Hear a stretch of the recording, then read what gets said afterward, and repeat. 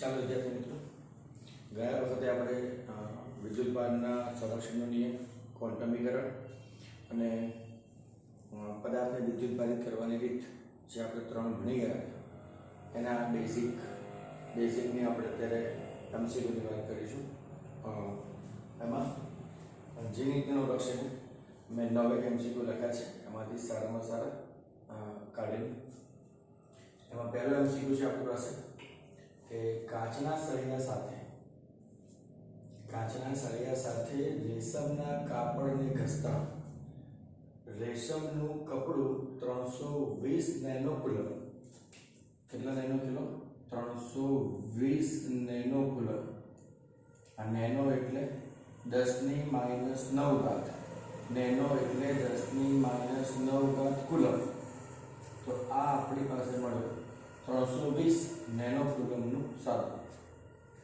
Okay, વિદ્યુતભારિત થાય છે તો કાચનો સળિયો કેટલા ઇલેક્ટ્રોન ગુમાવશે? કાચનો સળિયો કેટલા ઇલેક્ટ્રોન ગુમાવશે? આમાં આપણે કરી રહ્યા છે ઘર્ષણની રીત.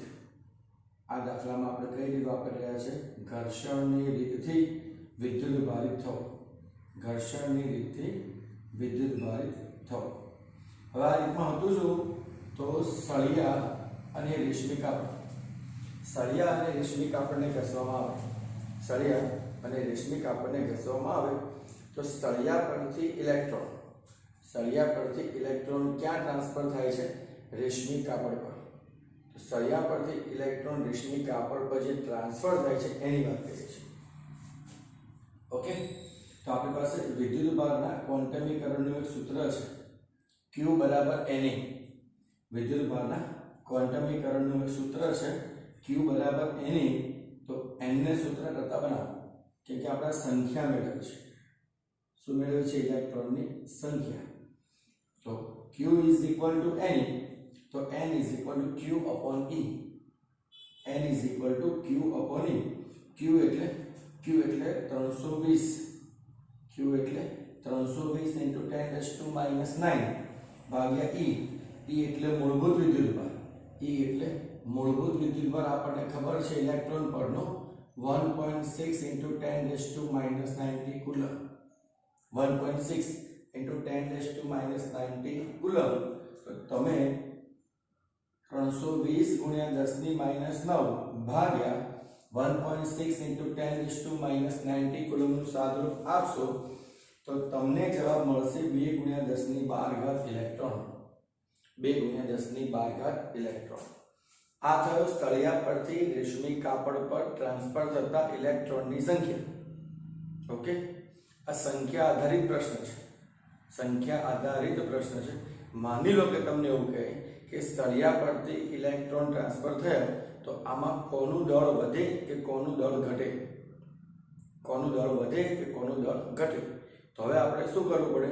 તો જે ટ્રાન્સફર થતા ઇલેક્ટ્રોન છે એ ટ્રાન્સફર થતા કુલ ઇલેક્ટ્રોનનું કુલ દળ મેળવવું પડે. અને આપણને ખબર છે કે એક ઇલેક્ટ્રોનનું દળ એટલે માસ of electron. Mass of electron આપણી પાસે છે 9.1 into 10⁻31 કિલોગ્રામ. 9.1 into 10⁻31 kilogram. જો દળ ટ્રાન્સફર પૂછે, દળનું ટ્રાન્સફર પૂછે તો તમારે આના ગુણ્યા ઇલેક્ટ્રોનની સંખ્યા ગુણ્યા આ દળ કરી નાખવાનું. ઇલેક્ટ્રોનની સંખ્યા ગુણ્યા દળ.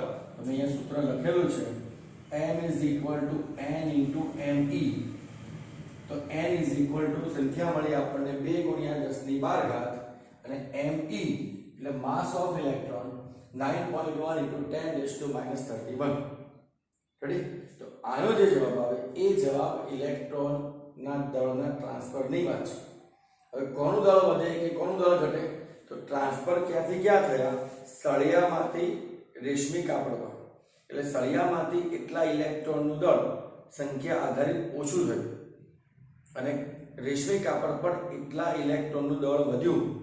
તો તમારે જવાબમાં લખવાનું થશે કે સળિયો ઇલેક્ટ્રોન ગુમાવતો હોવાથી તેનું દળ ઓછું થશે અને રેશમી કાપડ ઇલેક્ટ્રોન મેળવતો હોવાથી તેનું દળ વધારે થશે. તો આ મેં તમને એક રીત શીખવાડી જેમાં સંખ્યા આધારિત ટ્રાન્સફરની વાત છે. સંખ્યા આધારિત ટ્રાન્સફરની વાત છે અને એને અનુલક્ષીને દળ આધારિત ટ્રાન્સફરની વાત છે.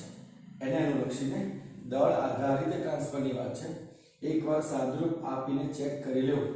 એકવાર સાદરૂપ આપીને ચેક કરી લેવું. સાદરૂપ આપીને ચેક કરી લેવું.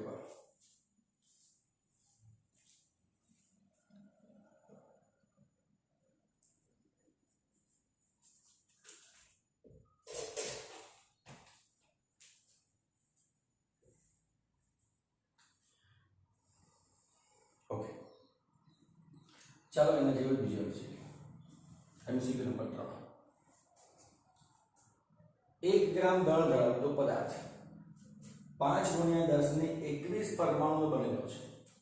5 × 10⁻21 પરમાણુનો બનેલો છે. આ પદાર્થના 0.01% પરમાણુઓ પરથી 1 ઇલેક્ટ્રોન દૂર કરવામાં આવે. 1 ઇલેક્ટ્રોન દૂર કરવામાં આવે તો પદાર્થ પરનો કુલ વિદ્યુતભાર કેટલો? પદાર્થ પરનો કુલ વિદ્યુતભાર કેટલો? ઓકે, પરમાણુની સંખ્યા કેટલી આપી છે આપણને?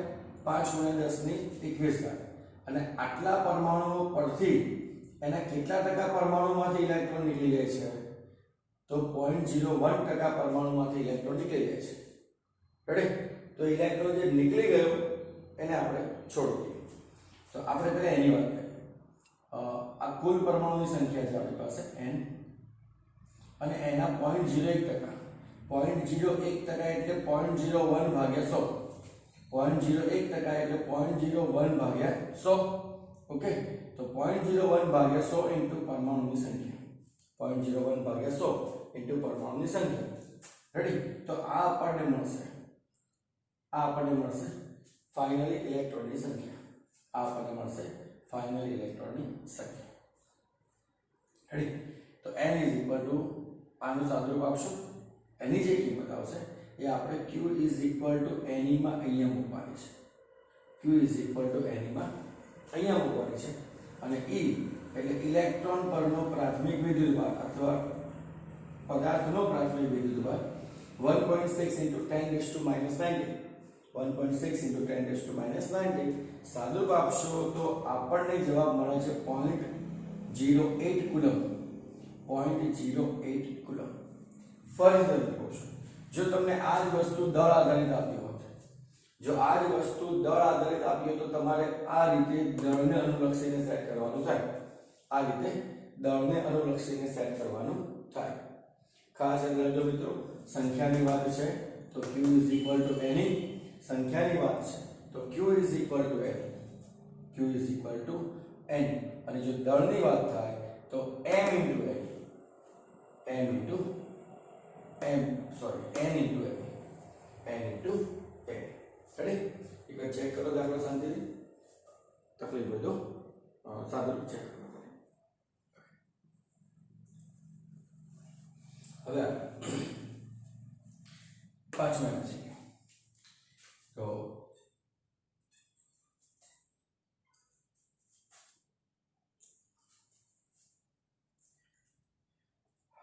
સમાન ત્રિજ્યાવાળા તાંબાના બે ગોળાઓ A અને B છે. A ગોળા પર 100 ઇલેક્ટ્રોન છે અને B ગોળા પર 400 પ્રોટોન છે. તો આ બંનેને સંપર્કમાં લાવીને છૂટા પાડવામાં આવે. બંનેને સંપર્કમાં લાવીને છૂટા પાડવામાં આવે તો ગોળા પરનો વિદ્યુતભાર કેટલો વધે?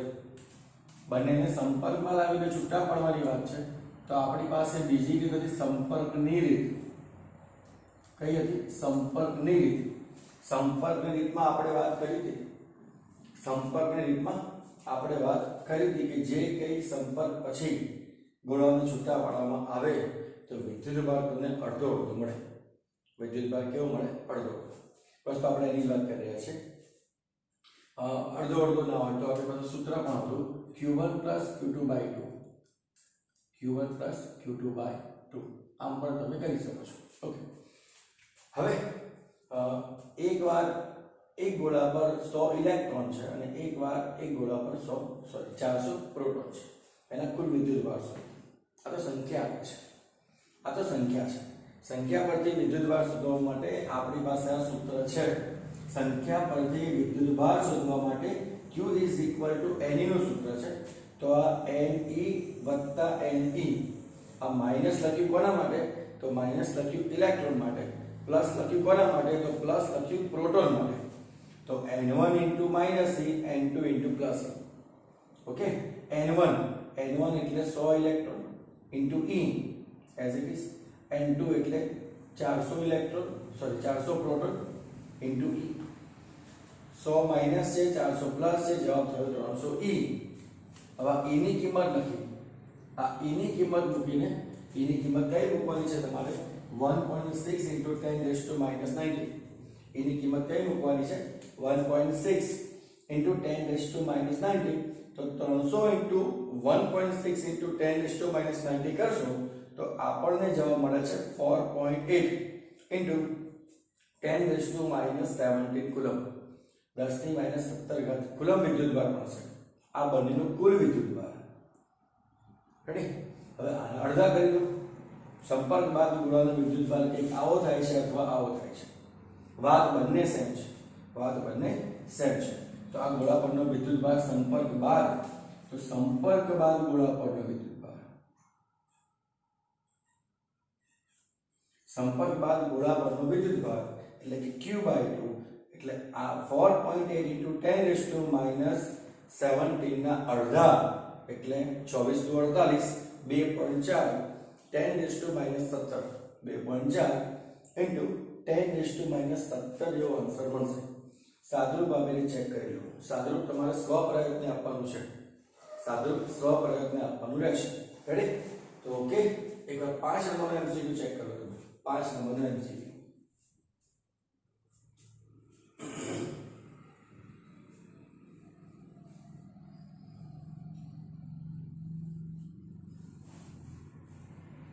ચાલો, આગળનો એમસીક્યુ છે 7 નંબરનો. 7 નંબરનો એમસીક્યુ એવું છે, એક પદાર્થને -1 pc p એટલે પિકોફેરાડ, અહીંયા p એટલે પિકો અને c એટલે કુલમ. એટલે એક પદાર્થને -1 પિકો કુલમ જેટલો વિદ્યુતભારિત કરવો હોય તો શું કરવું? એક કુલમને -1 into 10 raised to minus 12, 10 raised to minus 12 જેટલો વિદ્યુતભારિત કરવો હોય તો શું કરવું? તો આપણને ખબર છે કે એક ઇલેક્ટ્રોન પરનો વિદ્યુતભાર કેટલો? તો એક કુલમ એટલે 6.25 into 10 raised to 18 ઇલેક્ટ્રોન પરનો વિદ્યુતભાર. ઇલેક્ટ્રોન પરનો વિદ્યુતભાર. તો આપણે કરવાનું શું છે? આ પિકો કુલમ છે એમાં આ 10 ની -12 ઘાત છે. અરે આ 10 ની -12 ઘાતને આપણે અહીંયા મૂકી દેવાની છે. 10 ની -12 ઘાતને આપણે અહીંયા મૂકી દેવાની છે. તો જવાબ આપણને કેટલો મળશે? 6.25 into 10 raised to plus 6 coulomb electron પરનો વિદ્યુતભાર. જે કંઈ પણ એકમ રૂપાંતર આપેલું હોય એ અહીંયા આપેલું છે. એ જ એકમ રૂપાંતરને તમારે અહીંયા મૂકવાનું છે. એ જ એકમ રૂપાંતરને તમારે ક્યાં મૂકવાનું છે? અહીંયા. એટલે એકમ રૂપાંતરની સંખ્યા છે. એકમ રૂપાંતરની વાત છે. એટલે ખાસ ધ્યાન રાખજો મિત્રો. 1 માઇક્રોકુલમ હોય તો 10 raised to minus 6 અહીંયા મૂકવાનું. 1 મિલીકુલમ હોય તો 10 raised to minus 3 અહીંયા મૂકવાનું. એટલે આ છે એકમ રૂપાંતરની જગ્યા.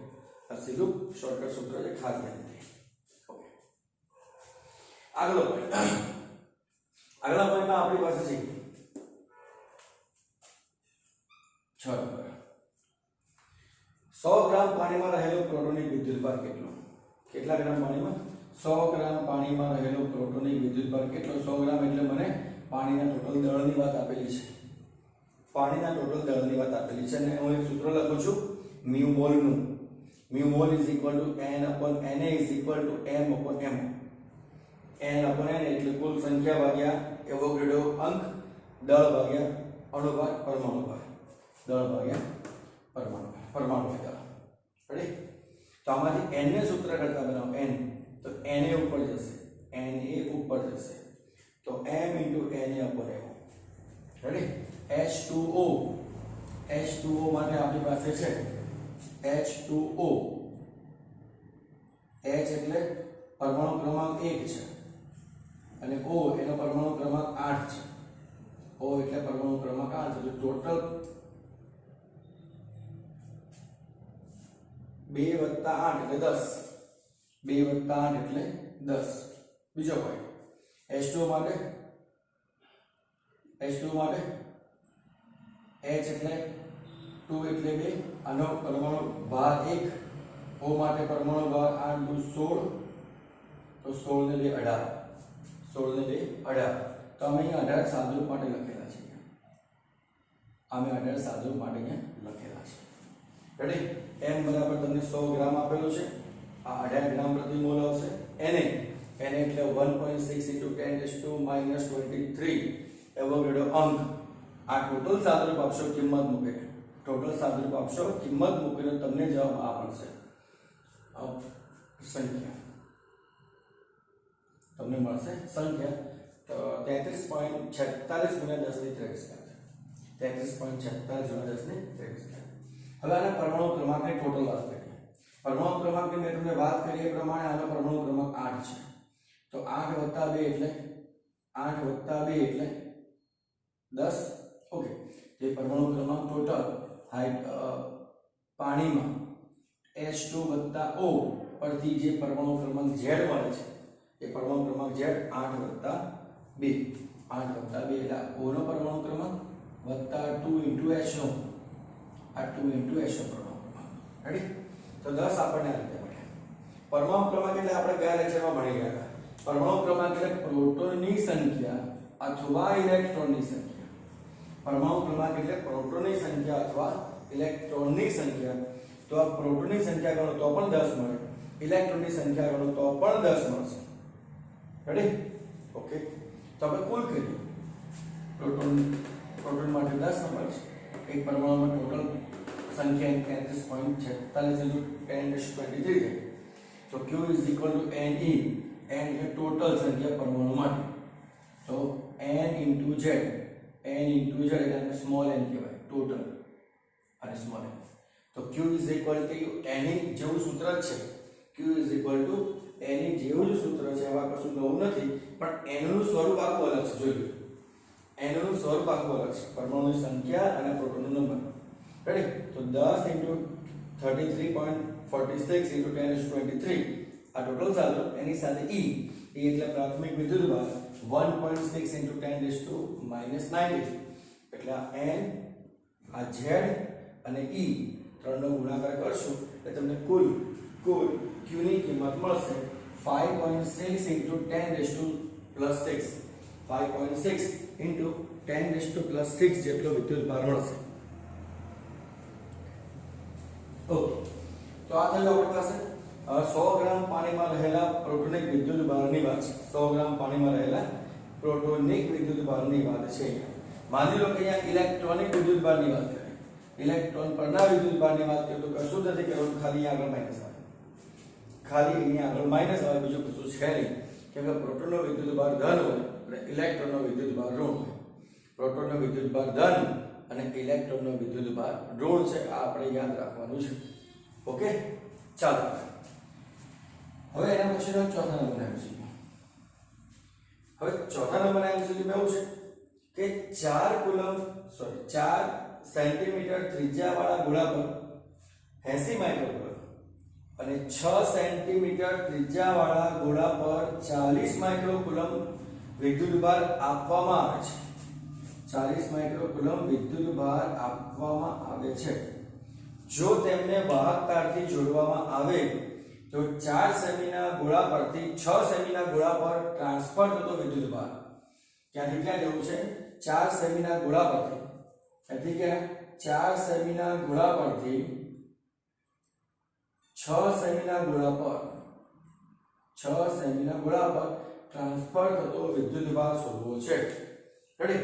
હવે મેં તમને લખાવી દીધું એ પ્રમાણે કે જ્યારે આવા તે ગોળાને વાહક તારથી સંપર્કમાં જોડો છો, પણ જો એના પરિમાણ સરખા હોય, એના પરિમાણ એટલે ત્રિજ્યા અને કદ, એના પરિમાણ એટલે ત્રિજ્યા અને કદ, જો ત્રિજ્યા અને કદ r અને v ત્રિજ્યા અને કદ સમાન હોય તો જ આ સૂત્ર વાપરો. ત્રિજ્યા અને કદ સમાન હોય તો કુલ વિદ્યુતભાર ભાગ્યા 2, બંને ગોળા પરનો કુલ વિદ્યુતભાર ભાગ્યા 2. પણ જો મિત્રો અહીંયા બંનેની ત્રિજ્યા અલગ અલગ છે. આ 4 સેમી છે અને એક 6 સેમી છે. તો 4 સેમી અને 6 સેમી આપેલા છે, એનો મતલબ બંનેના કદ અલગ અલગ છે. બંનેના પરિમાણ અલગ અલગ છે. બંનેના પરિમાણ અલગ અલગ છે એટલે આ રીત વપરાશે. સંપર્કમાં આ રીત વપરાશે નહીં. તો મેં તમને ત્યારે પણ સૂત્ર આપેલું જ હતું કે બે ગોળાઓના પરિમાણ અલગ અલગ હોય એટલે બંનેને સંપર્કની રીતથી વિદ્યુતભારિત કરવો હોય તો બંનેને સંપર્કની રીતે વિદ્યુતભારિત કરવા માટે બંને ગોળાને વાહક તાર વડે જોડીને છૂટા કરવામાં આવે તો ત્યારબાદનો બંનેનો વિદ્યુતભાર Q1' અને Q2' જોડાણ બાદનો વિદ્યુતભાર Q1' અને Q2' નું સૂત્ર મેં લખેલું છે. ગયા લેક્ચરમાં આપણે આ સૂત્ર વિશે વિગતે માહિતી કરી હતી, જેમાં આ Q એટલે કુલ વિદ્યુતભાર ભાગ્યા બંનેની ત્રિજ્યાનો સરવાળો. Q એટલે કુલ વિદ્યુતભાર ભાગ્યા બંનેની ત્રિજ્યાનો સરવાળો. જો તમારી પાસે અહીંયા પ્રથમ ગોળો છે તો પ્રથમ ગોળાની ત્રિજ્યા, જો તમારી પાસે અહીંયા બીજો ગોળો છે તો બીજા ગોળાની ત્રિજ્યા. બસ, બીજું કશું જ નથી. સૂત્ર એકદમ સહેલું છે. કુલ વિદ્યુતભાર ભાગ્યા બંને ગોળાની ત્રિજ્યા, કુલ વિદ્યુતભાર ભાગ્યા બંને ગોળાની ત્રિજ્યા. પ્રથમ ગોળાની વાત કરીએ જોડાણ બાદ તો R1, બીજા ગોળાની વાત કરીએ જોડાણ બાદ તો R2. જે ગોળાની વાત કરો છો એ ગોળાની જ ત્રિજ્યા લખવાની છે. જે ગોળાની વાત કરીએ છીએ એ ગોળાની જ ત્રિજ્યા લખવાની છે. પહેલા આપણે શું કરીએ, આ કુલ વિદ્યુતભારની વાત કરીએ. બંનેમાં કોમન ટર્મ્સ છે આ કુલ વિદ્યુતભાર. તો બંને ગોળાનો કુલ વિદ્યુતભાર મેં અહીંયા લખેલો છે Q1 Q2. બંને ગોળાનો કુલ વિદ્યુતભાર Q1 Q2 અહીંયા લખેલો છે. Q1 એટલે 80 માઇક્રોકુલમ, Q2 એટલે 40 માઇક્રોકુલમ. Q2 એટલે 40 માઇક્રોકુલમ. આ બંનેનો સરવાળો કરો જોઈએ 120 માઇક્રોકુલમ મળશે. કેટલો મળશે? 120 માઇક્રોકુલમ મળશે. હવે આ બંને ગોળાને વાહક તાર વડે જોડ્યા બાદ બંને ગોળા પરનો અલગ અલગ વિદ્યુતભાર, બંને ગોળા પરનો અલગ અલગ વિદ્યુતભાર આ સૂત્રમાં કિંમત મૂકીને સાદુરૂપ આપવાનું છે. જેમાં આપણે આને R1 કહીશું, આ ત્રિજ્યાને આપણે R2 કહીશું. તો અહીંયા ઉપર છે 120 માઇક્રોકુલમ, નીચે 4 + 6 અહીંયા 4 આ 120 માઇક્રોકુલમ, આ 4 આ 6 અને R1 એ 4 છે. R1 એ 4 છે. તો આનું સાદુરૂપ આપશો તો પ્રથમ ગોળા પરનો વિદ્યુતભાર, એનું સાદુરૂપ આપશો તો પ્રથમ ગોળા પરનો વિદ્યુતભાર 48 કુલમ મળશે. પ્રથમ ગોળા પરનો વિદ્યુતભાર કેટલો મળશે મિત્રો? 48 કુલમ. બસ સેમ ટુ સેમ એ જ પદ્ધતિથી Q2' શોધી કાઢો. તો Q2' આ સૂત્ર છે, એમાં તમે કિંમત મૂકશો તો 72 માઇક્રોકુલમ મળશે. જોડાણ બાદ બીજા ગોળા પરનો વિદ્યુતભાર 72 માઇક્રોકુલમ મળશે. તો મિત્રો આપણે આ નથી શોધવાનું, આપણે શોધવું છે 4 સેન્ટીમીટરના ગોળા પરથી 6 સેમીના ગોળા પર ટ્રાન્સફર થતો વિદ્યુતભાર. તો આપણી પાસે 4 સેમીના ગોળા પર પહેલા કેટલો વિદ્યુતભાર હતો? 80. એમાંથી કેટલો જતો રહ્યો? જોડા બાદ કેટલો રહ્યો? 48 કુલમ. રેડી? તો 80 માંથી 48 બાદ કરો. 80 માંથી 48 બાદ કરો તો 32 માઇક્રોકુલમ. આ 32 માઇક્રોકુલમ ટ્રાન્સફર થઈ ગયું. પ્રથમ શરૂઆતમાં 80 માઇક્રોકુલમ વિદ્યુતભાર હતો. જોડાણ બાદ કેટલો થયો? તો જોડાણ બાદ થયો 48 માઇક્રોકુલમ. હવે 80 માંથી 48 બાદ કરશો તો કેટલો વધ્યો? 32. તો 32 ક્યાં ગયો? તો 32 ગયો જોડાણ બાદ બીજા ગોળા પર માં. તો બીજા ગોળા પરનો પહેલા વિદ્યુતભાર કેટલો હતો? 40. પછી કેટલો થયો? 72. તો 40 માં આ 32 પ્લસ કરો. 40 માં 32 પ્લસ કરો તો 72 થઈ જશે. 40 માં 32 પ્લસ કરો તો 72 થઈ જશે. જો મિત્રો પહેલા બંનેનો સરવાળો 120 છે. હવે હજુ પણ આ બેનો સરવાળો કરો. તો સરવાળો પણ 120 જ થશે. સરવાળો પણ 120 જ થશે. એનો મતલબ વિદ્યુતભાર સંરક્ષણના નિયમનું પાલન થાય છે. જો એક સિમ્પલ રીત છે, જવાબ એકવાર ચેક કરી લો. આ બંનેનો સરવાળો અને આ બંનેનો સરવાળો સેમ જ થવો જોઈએ. આ બંનેનો સરવાળો ને આ બંનેનો સરવાળો સેમ જ થવો જોઈએ, તો જ દાખલો સાચો, બાકી ખોટો. રેડી? ખાસ ધ્યાન રાખો. ઓકે, આગળ આપણી પાસે છે 7 નંબરનો MCQ. 7 નંબરનો MCQ ફિનિશ છે. 8 નંબરનો MCQ આપણે ચેક કરીએ. 8 નંબર અને 9 નંબર તમારા ઉદાહરણના દાખલા છે બે. એ દાખલાની શોર્ટકટ મેં અહીંયા લખી છે. દાખલાની અહીંયા શોર્ટકટ આપી છે, તમને જે પ્રમાણે યોગ્ય લાગે એ ગણી શકો છો. મેં એનું કોમન સાદુરૂપ લખેલું છે, એકદમ ધ્યાનથી લખેલું છે. એક પદાર્થમાંથી બીજા પદાર્થ તરફ t સેકન્ડમાં n ઇલેક્ટ્રોન વહન પામે તો કેટલા સમયને અંતે પદાર્થ પર બીજા પદાર્થ પર q કુલમ વિદ્યુતભાર મળશે. આ કોમન સાદુરૂપ લખેલું છે. તમારા ઉદાહરણમાં કિંમત મૂકી છે, કિંમત તમારે છેલ્લે અહીંયા મૂકવાની છે, વાત બધી સરખી છે. એટલે બે પદાર્થ છે, બે પદાર્થમાંથી એક પદાર્થમાંથી કેટલા ઇલેક્ટ્રોન? n electron. એક પદાર્થમાંથી n ઇલેક્ટ્રોન અહીંયા ટ્રાન્સફર થાય છે કેટલા સમયમાં? t સમયમાં. તો આ બીજા પદાર્થ પર q કુલમ વિદ્યુતભાર કરવો હોય તો કેટલો સમય લાગે? તો એના માટે મેં સૂત્ર લખ્યું છે t dash is equal to, એના માટે મેં સૂત્ર લખ્યું છે t dash is equal to q into t upon ne. q into t upon ne. ખાસ ધ્યાનથી મિત્રો, ખાસ ધ્યાનથી. હવે આપણે જેટલા કુલમ વિદ્યુતભાર કરવો હોય એટલા કુલમની વાત કરીએ. ધારો કે 1 કુલમ વિદ્યુતભાર કરું છું તમારા દાખલા પ્રમાણે, 1 કુલમ વિદ્યુતભાર તો q બરાબર 1 લખી નાખું. જો તમારા દાખલાની રકમમાં t બરાબર 1 સેકન્ડ છે તો t બરાબર 1 સેકન્ડ લખી નાખો. એકદમ ધ્યાનથી. n એટલે n ઇલેક્ટ્રોન ટ્રાન્સફર થાય છે. તમારા દાખલાની રકમમાં આ n ઇલેક્ટ્રોનની સંખ્યા 10 ની 9 ઘાત છે તો મેં 10 ની 9 ઘાત લખી નાખી. ઇન્ટુ e એટલે વિદ્યુતભાર 1.6 into 10 raised to minus 19. e એટલે વિદ્યુતભાર 1.6 into 10 raised to minus 19. Okay, સાદુરૂપ આપો તમને દાખલો મળશે. રેડી? તો ખાસ ધ્યાન રાખો, આનું શોર્ટકટ છે. આનું શોર્ટકટ સૂત્ર છે. આવી રીતે જ્યારે ઇલેક્ટ્રોન પરના વિદ્યુતભાર ટ્રાન્સફર થતા હોય છે તો કેટલા કુલમ વિદ્યુતભાર થાય એ આપણને અહીંથી મળે છે. કેટલા કુલમ વિદ્યુતભાર થાય એ આપણને આ રીતે મળે. સૂત્ર યાદ રાખજો મિત્રો, ખાસ બહુ ધ્યાનથી યાદ રાખવાનું સૂત્ર છે. ઓકે, બસ એના જેવું તમારું બીજું ઉદાહરણ. 1 કપ જેટલા પાણીના જથ્થામાં રહેલા કેટલા ધન અથવા કેટલા ઋણ વિદ્યુતભાર. એટલે આપણે અહીંયા શોધવાનું છે મિત્રો, 1 કપ પાણીમાં ધન વિદ્યુતભારની સંખ્યા અને ઋણ વિદ્યુતભારની સંખ્યા આપણે મેળવવાની છે. જો મેં સૂત્ર લખ્યું છે q is equal to m na upon m. m na upon m. Ready? હવે ત્યાં એ સૂત્રને સેટ ન કરવું હોય તો મેં સૂત્ર અહીંયા લખેલું હતું, અહીંયા આ બંને સૂત્ર સેમ છે. આ n ધ્યાન રાખજો મિત્રો, આ n એટલે આપણે શું લખ્યું? n એટલે જોજો ધ્યાનથી, m na upon mo. n ma n m upon mo.